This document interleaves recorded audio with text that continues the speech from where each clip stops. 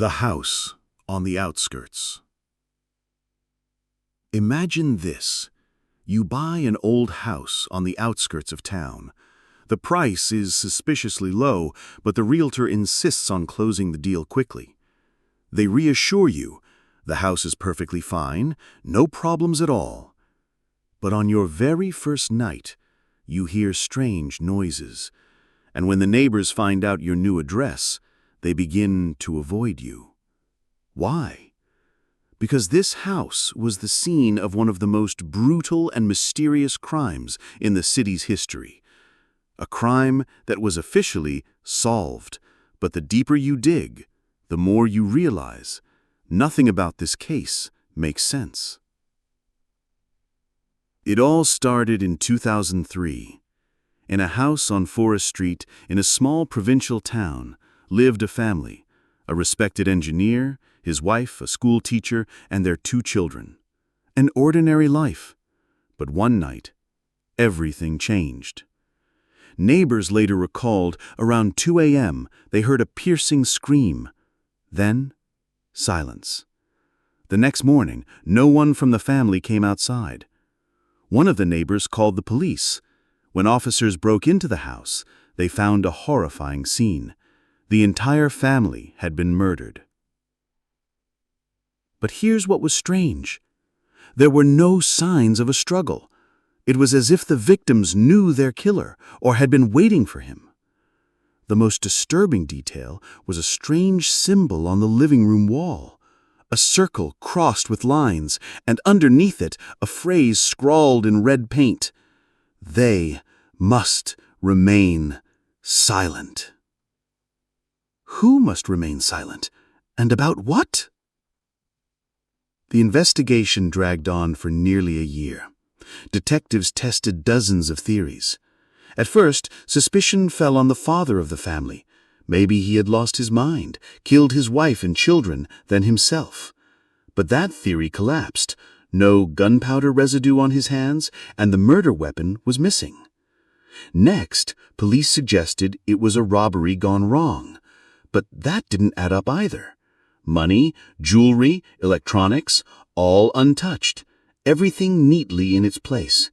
Whoever did this wasn't after valuables. And then, investigators made a chilling discovery. In the basement, they found a hidden room.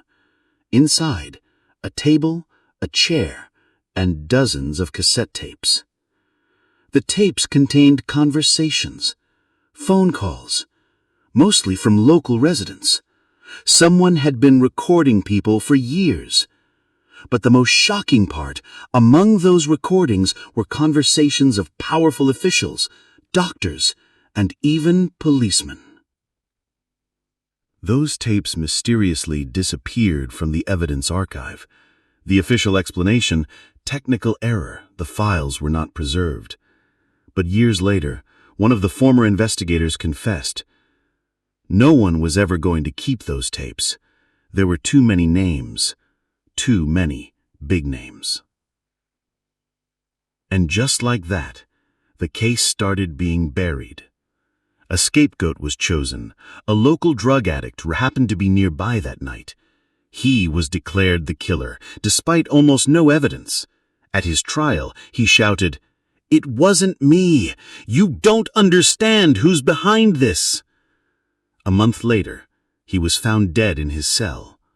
Officially, suicide. The case closed. But the truth surfaced years later.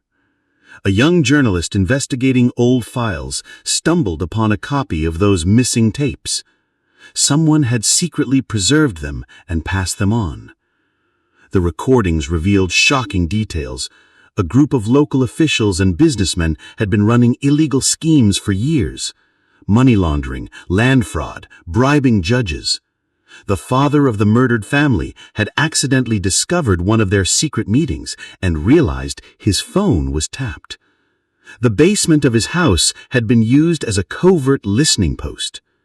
When these powerful people realized he knew too much, they made a deadly decision. The family had to be silenced. The killers were hired from within that same corrupt system. men who had already taken care of inconvenient witnesses before. The scandal erupted when the tapes went public. High-profile arrests followed, several officials, a local politician, and even 2 police officers. The trial lasted almost 2 years. The evidence was overwhelming. Most of the accused received heavy sentences, from 15 years to life in prison. And yet, something strange remains. Officially, the case is solved, the guilty punished. But the new owners of the house say they still hear whispers from the basement at night. The locks are mysteriously replaced, though no one touches them, and neighbors swear that sometimes shadows move past the windows. Shadows of people who are no longer alive. So here's the question.